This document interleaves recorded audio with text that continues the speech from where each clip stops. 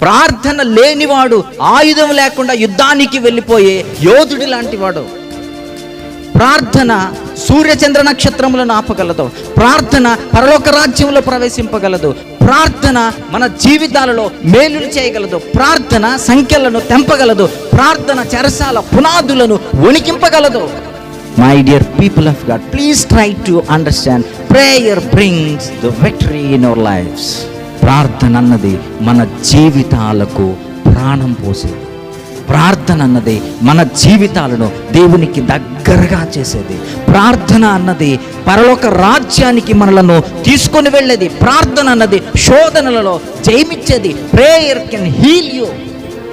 ప్రార్థన రాజ్యాలను కదిలించగలదు. ప్రార్థన రాజులను వణికించగలదు. ప్రార్థన మన జీవితాలను ఉన్నతమైన స్థితికి తీసుకొని వెళ్ళగలదో. చప్పట్లు కొట్టి దేవుని నామాన్ని మహింపరుద్దాం.